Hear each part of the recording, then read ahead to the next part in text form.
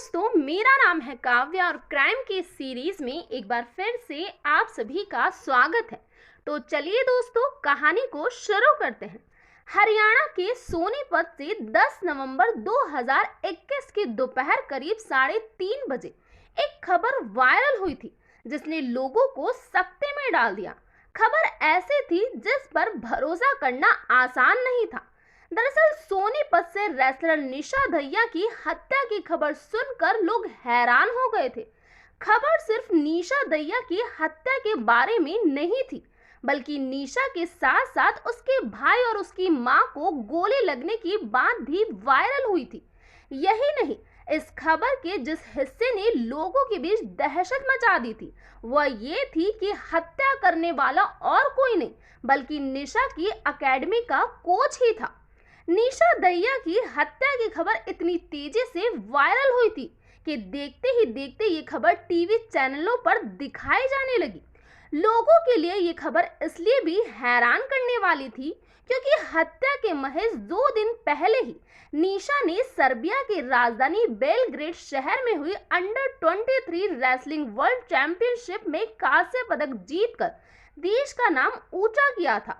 निशा ने इस प्रतियोगिता में 65 किलोग्राम वर्ग में भाग लिया था और तीसरा स्थान प्राप्त किया था, जिसके बाद प्रधानमंत्री ने उन्हें और बाकी विजेता खिलाड़ियों को ट्वीट द्वारा मुबारकबाद दी थी। लोग ये सोचकर हैरान परेशान थे कि जिस खिलाड़ी ने अनेक बार विदेश में देश के तिरंगे का सम्मान ऊंचा किया, उसी के कोच ने उसकी हत्या क्यों कर दी। लेकिन उसी दिन शाम के करीब 7 बजे इंस्टाग्राम पर निशा की आईडी से एक वीडियो अपलोड हुआ जिसे देखकर लोग फिर से हैरत में पड़ गए थे। दरअसल उस वीडियो में इंटरनेशनल रेसलर निशा दहिया ही दिखाई दी। निशा के साथ नामचीन रेसलर साक्षी मलिक भी थी। निशा ने अपने इस वीडियो में कहा, मेरा नाम निशा है और मैं सीनियर नेशनल खेलने गोंडा आई हूँ। मेरी हत्या की न्यूज झूठी है, मैं बिल्कुल ठीक हूँ। निशा के द्वारा पोस्ट किए गए इस वीडियो से ये तो साफ हो गया था कि लोग हत्या की खबर सुनकर जिस निशा के बारे में सोच रहे थे वह वो नहीं थी, लेकिन रेसलर निशा दहिया की हत्या की खबर झूठी नहीं थी।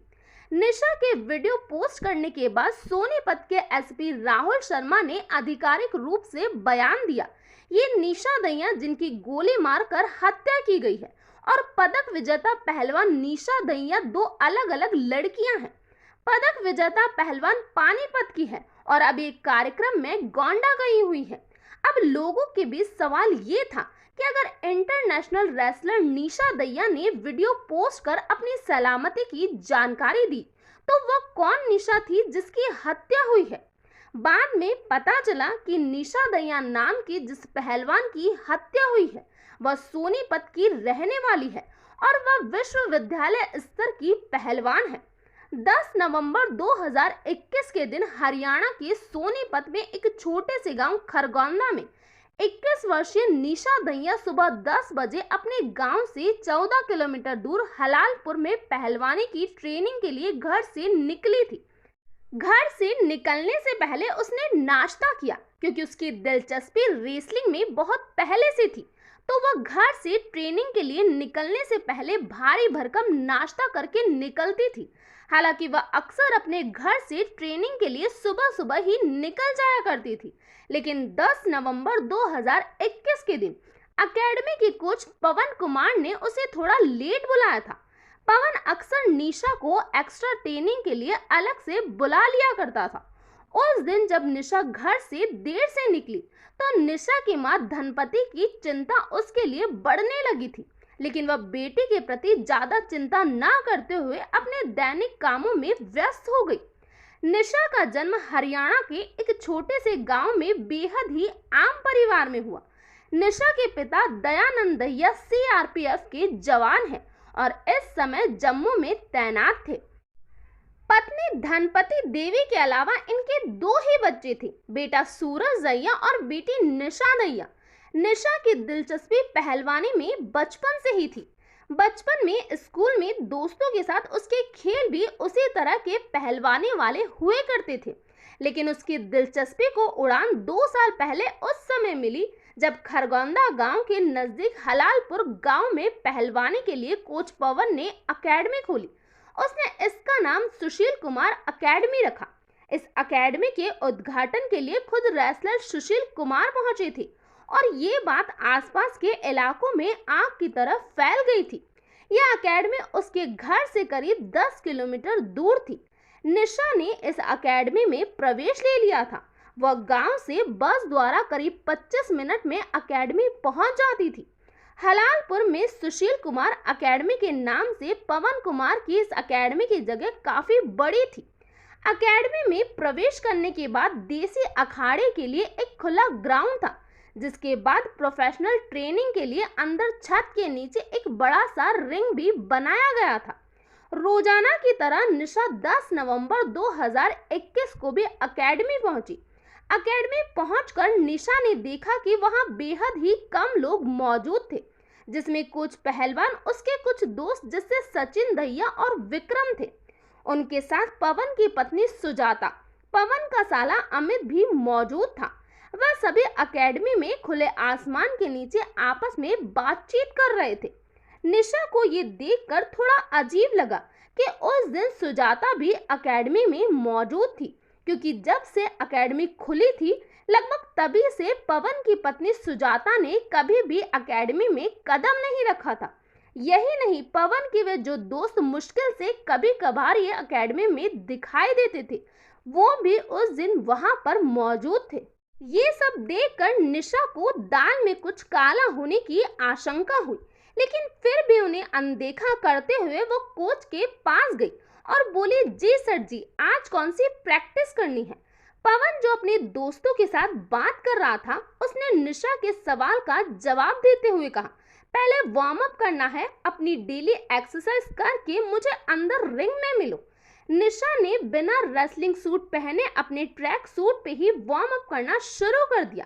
करीब आधे घंटे तक वार्म अप करने के बाद जब निशा अंदर रेसलिंग रिंग में पहुंची तो उसने देखा कि वहां पर उसके कोच के साथ उसके दोस्त सचिन और अमित भी मौजूद थे और उसी के रूम में किनारे पत्नी सुजाता और उसका साला भी था।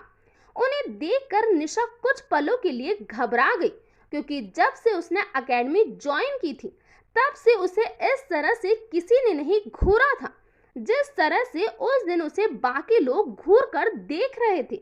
निशा कमरे में अंदर आई तो पवन ने तेज आवाज में उस पर चीखना शुरू कर दिया। वह बोला, मैंने तुझे मना किया था ना किसी को भी बताने के लिए, फिर भी तेरा मुंह कैसे खुल गया। कोच की इस तीखी जोरदार आवाज सुनकर निशा कुछ पलों के लिए डर सी गई।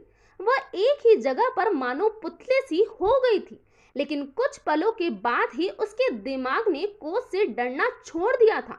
निशा ने साहस दिखाते हुए इतने लोगों के बीच में अपने कोच का विरोध करते हुए कहा, क्या कर लेगा, एक तो ट्रेनिंग के बहाने मुझसे छेड़छाड़ करे है, ऊपर से सोचे है कि तेरी शिकायत भी ना करूं। ये सुनकर पवन ने अपने कान झटके, जैसे मानो उसे अपने कानों पर यकीन ना हो रहा हो। उसने बिना निशा को जवाब दिए अपनी जेब से फोन निकाला, नंबर ढूंढा और अपने कान पर लगाया। दूसरी तरफ से फोन उठा तो पवन बोला, तुम्हारी बेटी की तबीयत खराब हो गई है, उसे एकेडमी से आकर ले जाओ। ये सुनकर निशा के दिल दिमाग में एक तरफ गुस्सा उफान मार रहा था तो दूसरी तरफ वह डर भी रही थी कि अब आगे उसके साथ क्या होगा। दरअसल पवन ने निशा के घर पर फोन किया था, जो कि उसकी मां धनपति ने उठाया था। धनपति पवन की बात सुनकर अपनी बेटी की फिक्र में रोने लगी। धनपति को रोता देख बेटा सूरज ने मां को सहारा दिया और उसने मां से पूछा कि बात क्या हो गई है। जब धनपति ने अपने बेटे को निशा और पवन की बात बताई तो सूरज को भी अपनी बहन की फिक्र होने लगी। सूरज ने बिना देर किए अपनी मां को बाइक पर बैठाया और तुरंत ही हलालपुर में एकेडमी के लिए निकल गया। सूरज ने इतनी तेज गति से बाइक चलाई कि 25 मिनट के सफर को महज 10 मिनट में पूरा कर दिया। इधर एकेडमी में निशा का झगड़ा पवन और उसके साथ बाकी सभी लोगों से लगातार हो ही रहा था। जब सूरज और धनपति एकेडमी पहुंचे और वह मेन गेट से अंदर घुसे तो उन्होंने कुछ ऐसा देखा जो कभी सपने में भी नहीं सोचा था। उन्होंने देखा कि निशा पवन और उसके बाकी साथियों से अपनी जान बचाने के लिए ग्राउंड में इधर से उधर भाग रही है। लेकिन तभी पवन ने जब धनपति और सूरज को एकेडमी के अंदर आते हुए देखा तो उसने निशा के पीछे भागना बंद कर दिया। उसने अपनी कमर से पिस्तौल निकाली और निशा पर लगातार गोलियां दागनी शुरू कर दी। पवन का निशाना अचूक था। उसकी पिस्तौल से निकली एक भी गोली बेकार नहीं गई। निशा पर 4 राउंड की फायरिंग करने के बाद पवन ने अपना रुख धनपति और सूरज की ओर किया। धनपति ने अपनी आंखों से अपनी बेटी को गोली लगते हुए देखा, लेकिन अफसोस वह अपनी बेटी को बचा नहीं पाई।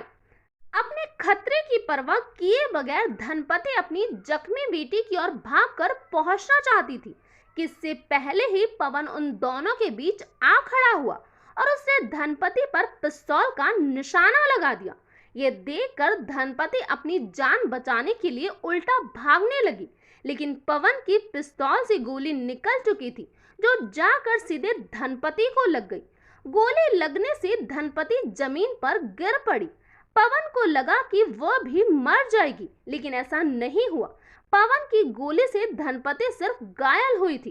इसी दौरान जब सूरज ने अपनी मां पर पवन के द्वारा फायर किए जाने की घटना देखी तो वह भी सख्ती में आ गया था।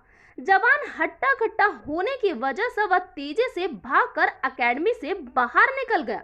उसे भागता हुआ देख पवन और सचिन उसके पीछे भागे और उसे जान से मारने के लिए उसका पीछा करने लगे। लेकिन अफसोस सूरज ज्यादा तेज भागने के बावजूद पवन की गोली से तेज नहीं भाग पाया।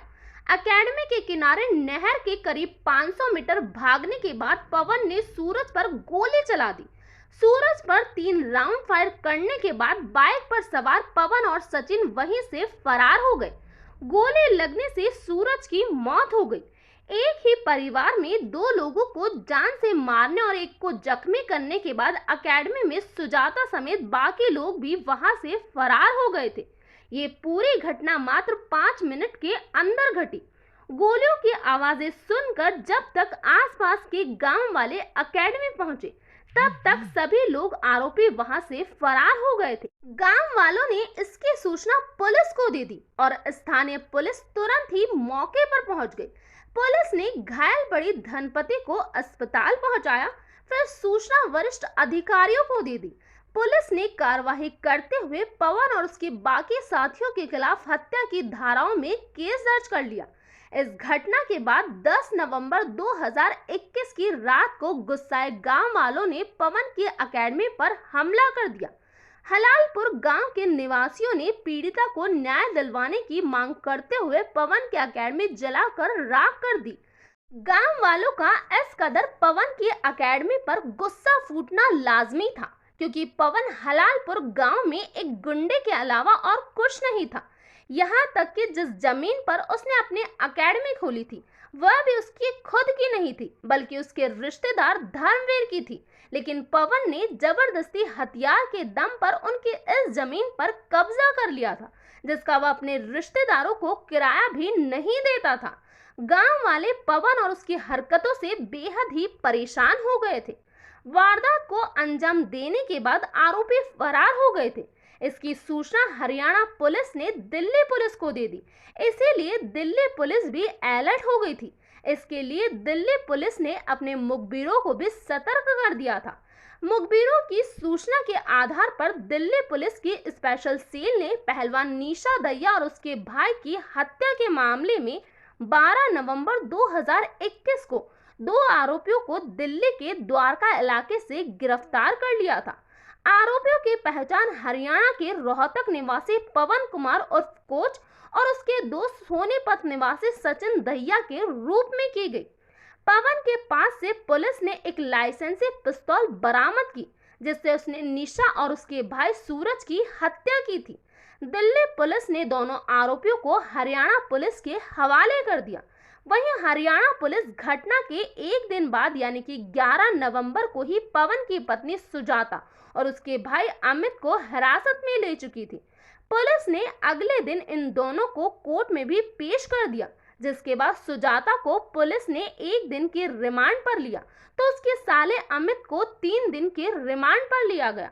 सोनीपत में सुशील कुमार एकेडमी में हमलावरों ने गोलीबारी कर विश्वविद्यालय स्तर की पहलवान निशा दहिया और उसके भाई की हत्या की, जबकि उसकी मां को घायल कर दिया था। मामले में अब तक पुलिस ने निशा दहिया के कोच पवन और उसकी पत्नी समेत 4 लोगों को गिरफ्तार कर लिया था।